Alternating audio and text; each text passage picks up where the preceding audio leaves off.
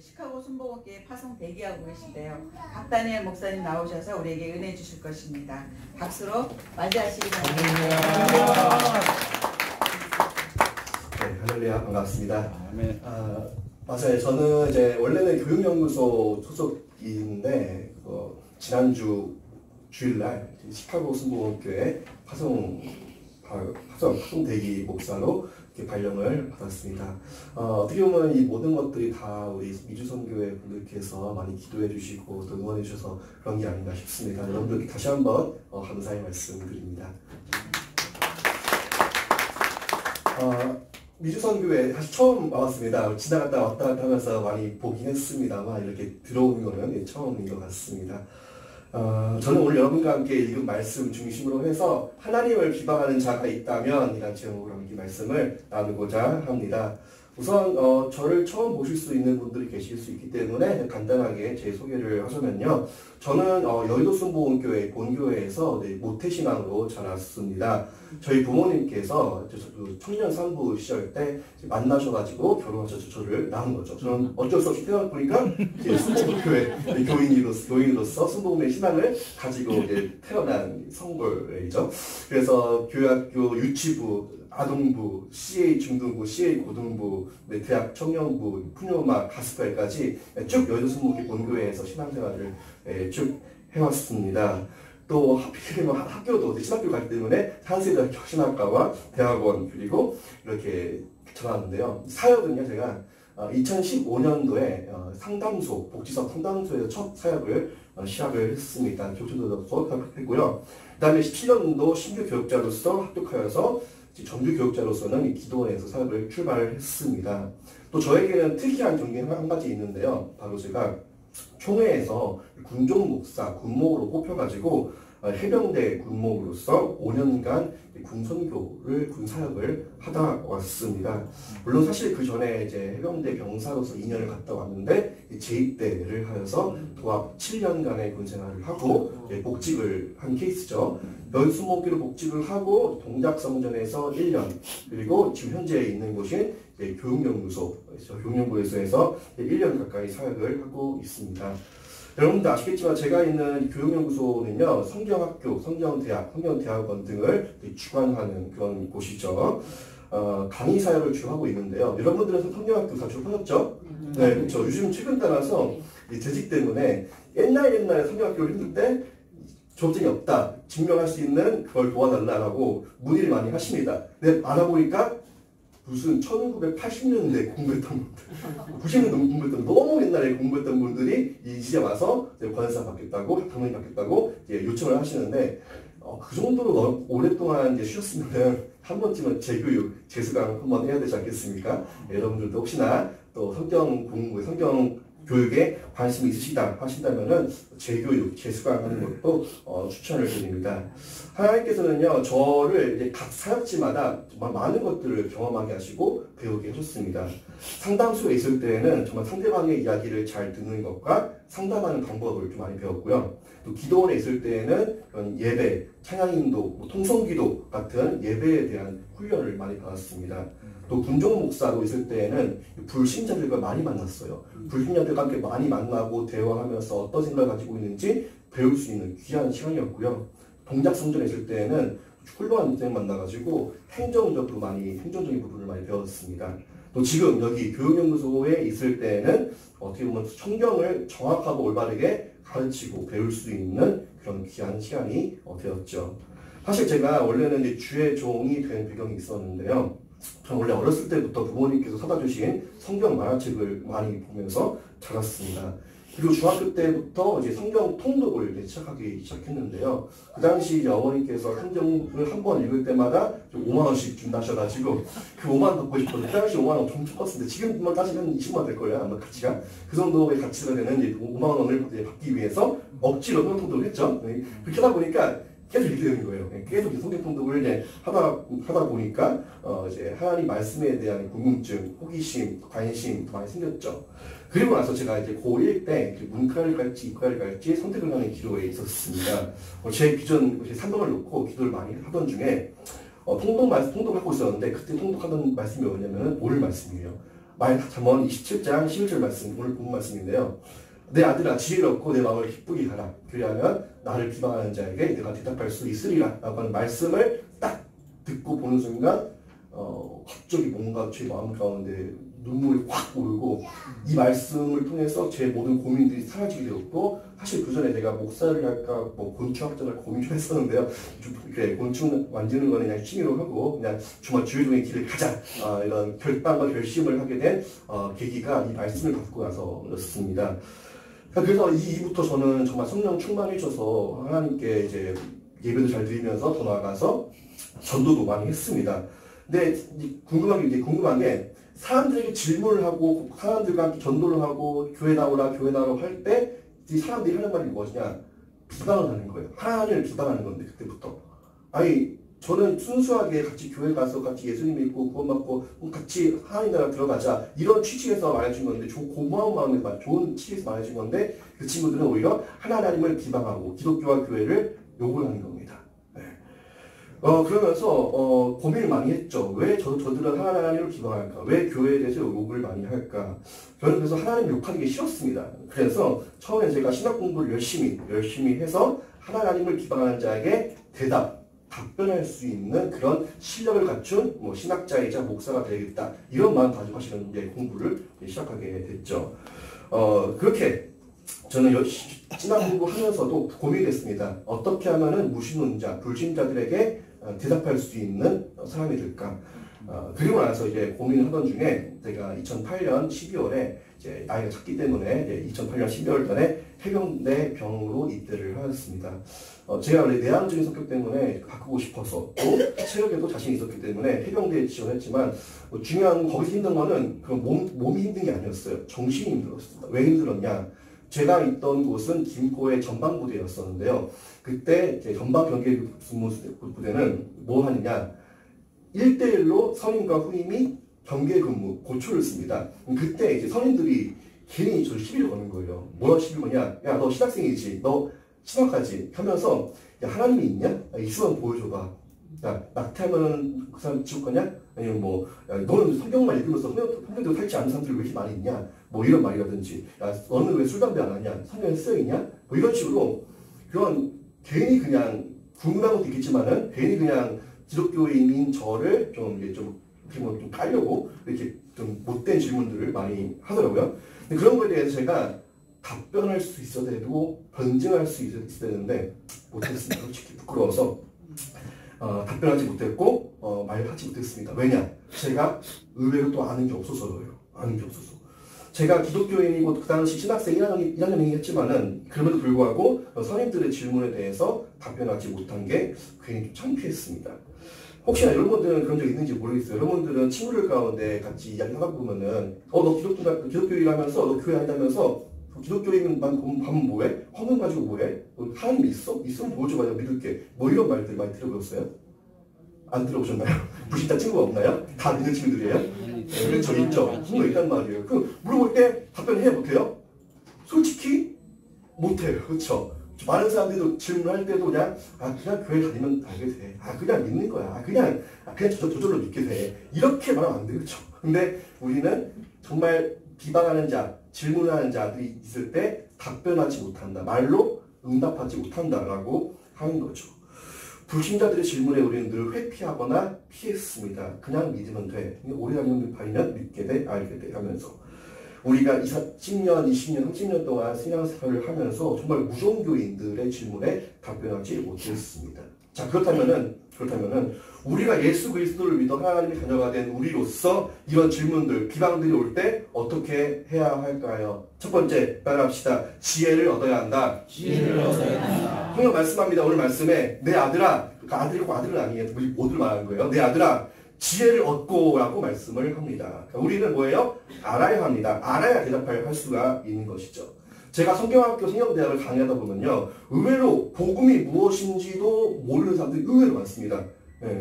예수님이 누구인지, 예수님은 누구인지는 알아. 그렇지만 예수님이 가르쳐주신 핵심 사상이 무엇인지 물어보면은 말을 못해요. 성도님들이. 성경대학까지 나왔는데도.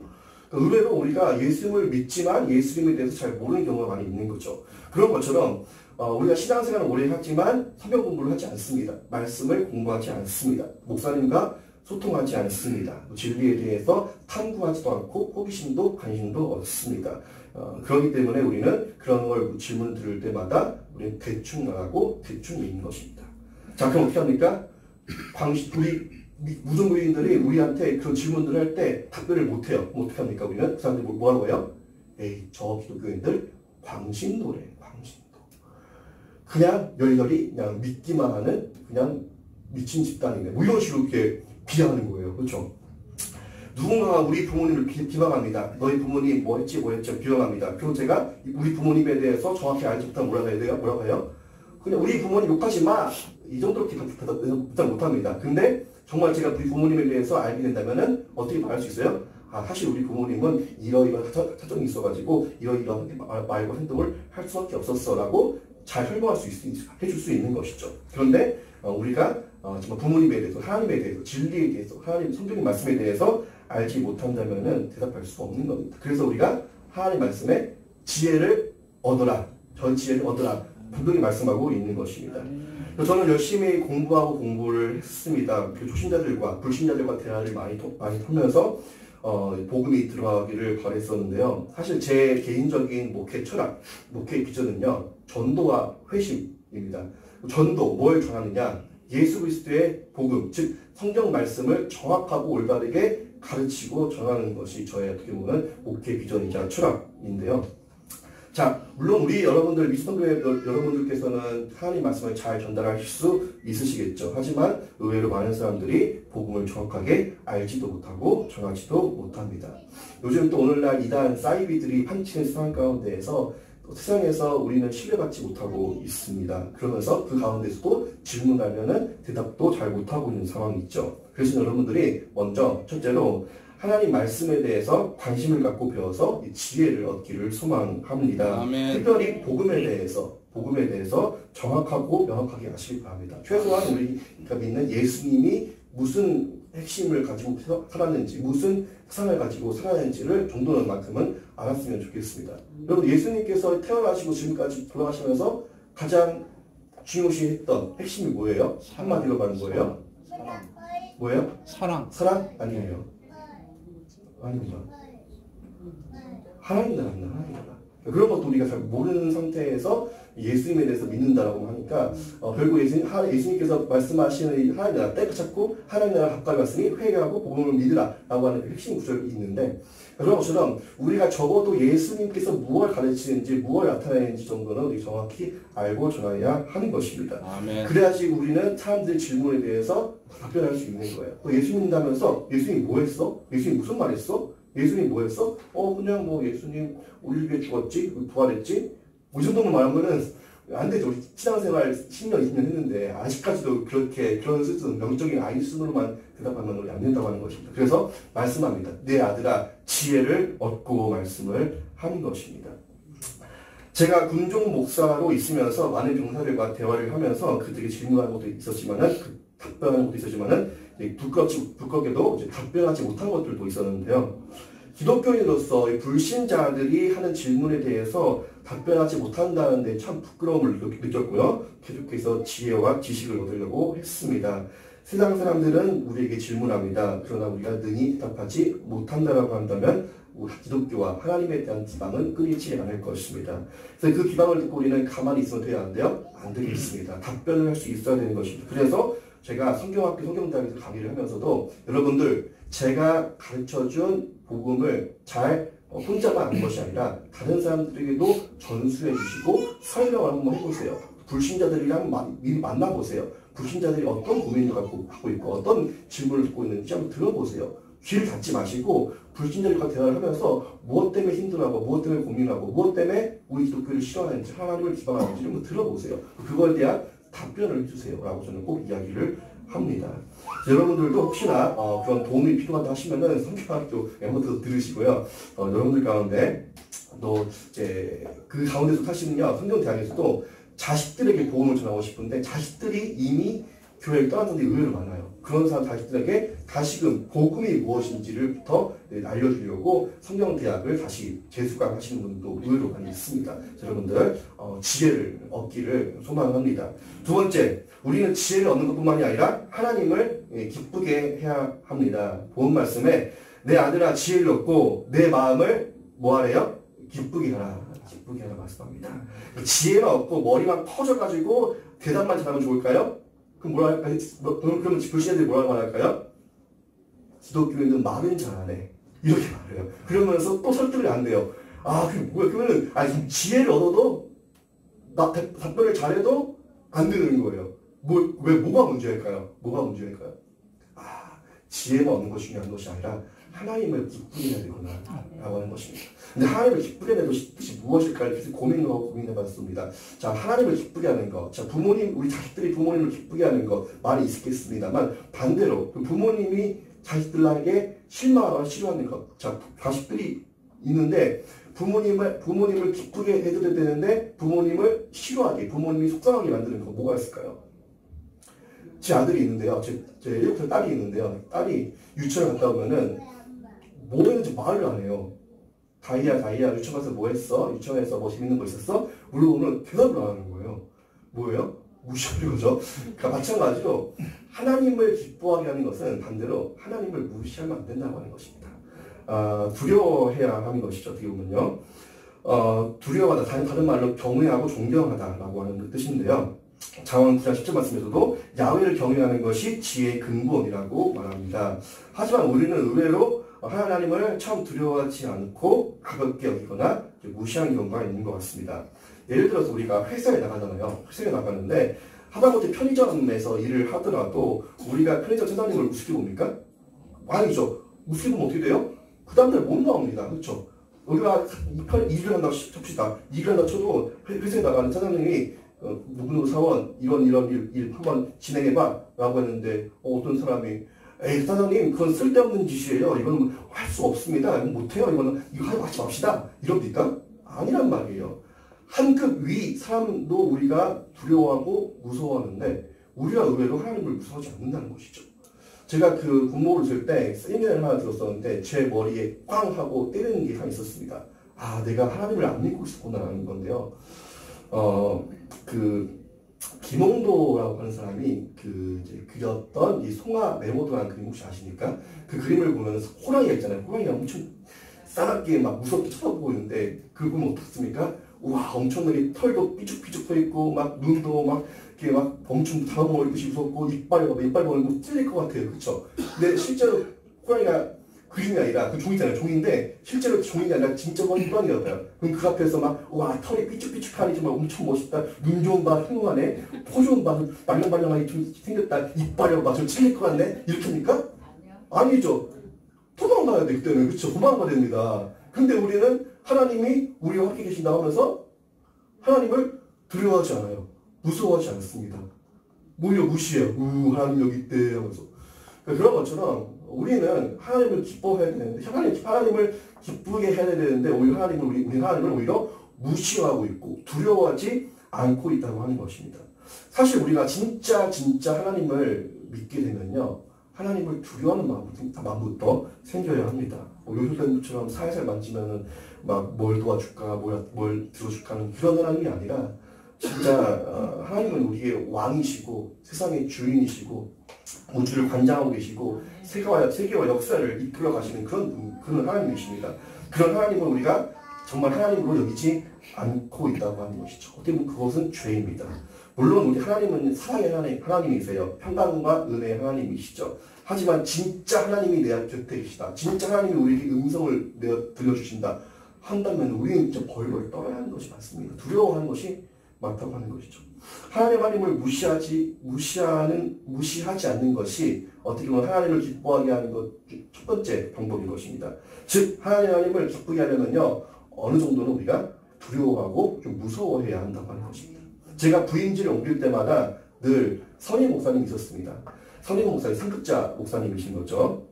상급자 목사님한테 조금은 좀 불편하게 좀 느껴야지 얘가 좀 긴장하고 있구나 좀 기합이 들었구나 생각하겠죠. 근데 만약에 제가 반대로 성격이 털털해가지고 막 너무 초삭돼가지고 스킨십 하면서 아 목사님 만나서 반갑습니다 하이파이브 이러면 목사님이 이 새끼 뭐야 그래서 좀 이상하게 생각하겠죠. 막 예를 들어서 여러분도 마찬가지로 뭐 예를 든 겁니다. 예를 들어서 이정도 목사님이 이 자리에 왔어요. 예를 들어서 왔는데 목사님 반가워요 하이파이브 식사됐어요? 이런 식으로 가볍게 할까요? 못하죠. 할렐루야 목사님 오셨습니까? 그래서 우리는 되게 두려워하고 존경하고 또 어려워해야 합니다. 그렇죠? 어려워해야지 그 목사님도 이 사람들도 얘가 좀 긴장하고 있구나. 귀엽네. 오히려 긴장하고 있구나. 날 좀 어려워하고 있구나. 내가 오히려 좀 편하게 해줘야겠다. 이렇게 하는 것이지. 우리는 하나님을 너무 편하게 하나님 감사합니다. 하나님 저 지었는데 저 용서해주세요. 하나님 들으시죠? 하나님 아시죠? 이런 식으로 너무 하나님을 너무 가볍게 무시하고 쉽게 다가가는 건 아닌가 싶습니다. 물론 하나님은 우리의 친구 같은 분이시고 날 사랑하는 아버지 같은 분이시죠. 그렇다고 해서 우리 하나님을 너무 가볍게 보거나 무시해서는 안 된다고 하는 것입니다.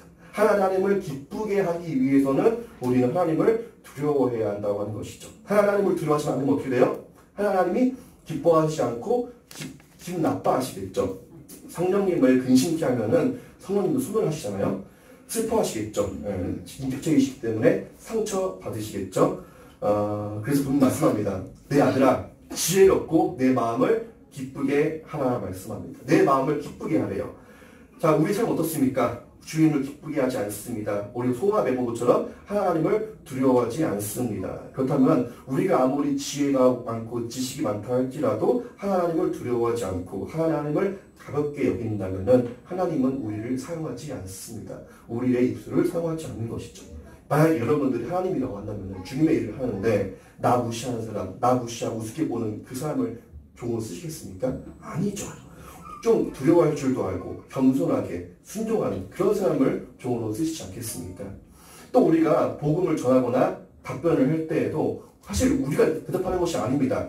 사실 성령 하나님께서 대답할 말을 생각나게 하시고 또 우리의 입술을 사용해서 대답해 주시는 겁니다. 그러기 위해서는 우리가 하나님 마음에 합한 사람이 되어야겠죠. 그래서 본문 말씀에 뭐라 나와요? 내 아들아 지혜롭고 내 마음을 기쁘게 하라. 그리하면 나를 비방하는 자에게 내가 대답할 수 있으리라. 누가 대답한대요? 누가? 내가. 여기서 내가가 누구예요? 저예요? 아니죠. 하나님이란 말이에요. 하나님이 대답하시는 거예요. 그렇게 보면은. 여러분, 이 세상은 악한 세상입니다. 깨진 세상이 있죠. 악한 원수가 우리 세상과 같이 두루 다니며 삼킬 자를 찾고 있습니다. 그러나 우리가 정말 지혜를 얻고 하나님의 마음을 기쁘게 한다면, 하나님을 두려워하고 진심으로 사랑하며 산다면 우리는 하나님과 기독교를 기반하는 자에게 능히 대답할 수 있을 것입니다. 아니 성령님께서 우리 입술을 통해서 생각나게 하시고 답변하게 하시고 대답하게 하실 것입니다. 우리 미주선교회 여러분들께서는 정말 만나는 사람들, 주변 사람들마다 복음을 정확하고 올바르게 또 하나님을 기반하는 자들에게 정확하고 담대하게 전달하시고 복음을 증거해 주시기를 바라겠습니다. 최근에 이제 본 책 중에 이제 심혜일 목사가 쓴 미국 이민 목회 이야기라는 책을 읽었는데요.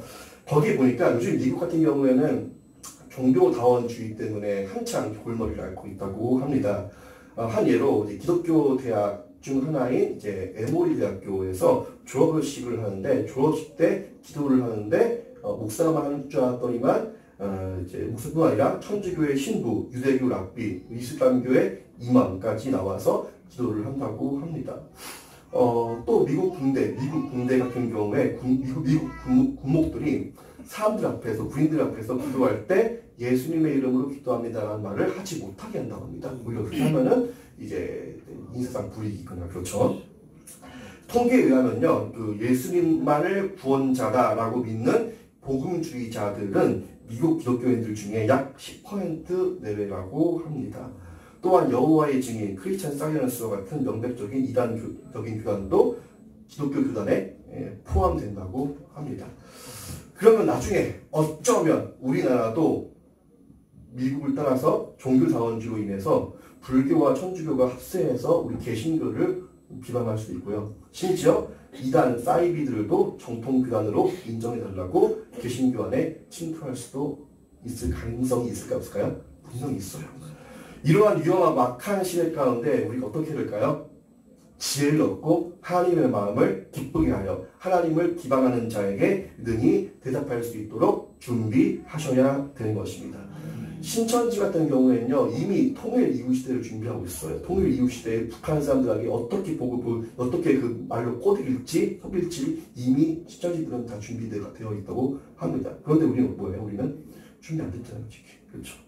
저는 하나님의 은혜로 목사가 되었고요. 또 상담소, 기도원, 해병대 군목, 그리고 동작성전, 그리고 지금 교육연구소까지 하나님은 저를 또한 목사로 훈련시켰습니다. 그리고 말씀드렸겠지만 저는 미국 시카고 순복음교회 부목사로 발령받아서 이제 4월 말에 미국으로 떠나 시카고대에 있는 한인선교회 사역으로 도움을 쓰임을 받을 예정입니다. 제가 계속해서 미국에 가서도 저는 계속해서 지혜를 얻을 것이고 올바른 복음을 가지고 저하는 일을 할 것입니다. 그러기 위해서는 계속해서 저는 지혜를 얻을 것이고 하나님의 마음을 기쁘게 하고 하나님을 두려워하고 존경하며 하나님께 겸손히 나아갈 것입니다. 사랑하는 여러분, 오늘 짧게나마 말씀을 나누었습니다. 내 아들아, 지혜를 얻고 내 마음을 기쁘게 하라. 그리하면 나를 기방하는 자에게 내가 대답할 수 있으리라 분명히 말씀하고 있습니다. 잠언 27장 11절 말씀은요, 어떻게 보면 저의 부르심의 성경의 말씀이기도 했지만 또 저의 목회 철학이기도 합니다. 오늘날 이 깨진 세상 가운데 여러분들께서 특별히 미주선교회에서 봉사하시면서 계속해서 이 지혜 얻기를 게을러 하지 마시고 계속해서 기회가 되면은 하나님 말씀 들으시고 목사님 말씀 잘 들으시고 성경 말씀 공부하면서 궁금하고 있으시면은 교구단에게 물어보시고 정말 궁금한데 물어볼 힘이 없다 하시면은 교육연구소에서 와가지고 문의해서라도 내가 궁금한 것들을 대답하시고 또 많이 사람 여러분들께서 불신자들을 많이 만나십시오. 불신자들을 많이 만나서 전도하고 하는 것이 아닙니다. 그냥 그들 생각을 들어보는 겁니다. 대화해보는 것입니다. 무엇 때문에 기독교가 싫은지 그것이 해결되면은 혹시 알아요? 많이 바뀔지? 그렇기 때문에 불신자들 많이 만나면서 얘기를 해보는 겁니다. 또 내 믿지 않는 자녀들, 내 믿지 않는 손주들이 있다고 한다면은 신앙이 떠난 사람들이 있다고 한다면은 왜 떠났니? 뭐 혹시 교회가 너한테 상처 준 것이 있니? 물어보면서 계속해서 우리가 지혜를 얻고 하나님 마음을 기쁘게 하여서 정확하고 올바른 복음을 전할 수 있도록 노력해야 하는 것입니다. 근데 물론 그 노력은 우리가 노력하긴 하지만은 그 입술을 주장하는 것은 성령님 물론이시죠. 그렇기 때문에 우리는 하나님을 늘 기뻐하고 또 두려워하고 경외해야 하는 것입니다. 세상 많은 사람들 계속해서 교회를 비방하고 있습니다. 계속해서 하나님을 무시하고 있습니다. 하나님이 어디 있냐? 하나님은 없다. 내가 왕이다. 내가 이 삶의 주인이다. 라고 하면서 계속해서 자기중심적인 삶을 살고 있습니다. 하나님 없이도 굳이 하는데 문제 없어. 라고 하는 사람들이 오늘날 이 시대의 젊은 사람들인 것입니다. 이렇게 계속해서 하나님을 비방하는 자가 있다고 한다면 우리는 능히 답변할 수 있어야 합니다. 피하지 마십시오. 회피하지 마세요. 회피하면 우리는 그냥 비이성적인 종교 집단일 뿐입니다. 그렇지만 우리가 능히 하나님 말씀으로 대답할 수 있어야 하는 것입니다. 우리는 이성적인 종교입니다. 우리 기독교는 비이성적인 종교가 아니라 정말 굉장히 이성적이고 하나님 말씀에 근거해서 하나님 말씀대로 살아가는 사람들인 것이죠. 근데 한 가지 좋은 소식은요, 하나님을 비방하는 사람이 있다고 한다면요, 그것은 어느 정도 교회에 대해서 관심이 있는 겁니다. 관심이 있기 때문에 비방하는 거예요. 관심도 없으면 질문을 안 합니다. 그런데 관심이 있으니까 비방하는 겁니다. 근데 그 비방에 대해서 우리가 잘 설명해주고 잘 대답해 준다고 한다면은 어쨌든 그분들도 물론 이제 말은 잘하네 할 수 있겠지만은 그래도 그게 그 어려웠던 문제가 해결된다고 한다면은 마음이 돌아와서 또 주님께 나아갈 수 있는 기회가 될 것입니다. 어쩌면은 비방을 하는 것은요, 내 손을 잡아주길 바라는 것일 수 있어요. 비방을 하는 것은 나한테 관심 갖고 기독교가 나한테 어떤 의미가 있는지 설명 좀 해줘. 복음을 제대로 전해줘. 복음을 더 알고 싶어. 라고 하는 의미일 수 있어요. 그렇기 때문에 비방하는 자가 있다. 하나님을 비방하는 자가 있다면은 능히 답변해 주십시오. 능히 대답해 주십시오. 물론 그 대답이 정확하지 않을 수 있고 부족할 수도 있습니다. 하지만 하나님께서는 여러분들 입술을 통하여서 대신 대답하실 것입니다. 그렇기 때문에 여러분들 지혜를 얻고 하나님을 두려워하고 기뻐하실 수 있는 그리하여서 결국 많은 사람들에게 대답할 수 있는 복음을 전할 수 있는 우리 모두가 되기를 예수님의 이름으로 축원드립니다. 기도하겠습니다. 하나님 아버지 감사합니다. 오늘 미주선교회 와서 함께 하나님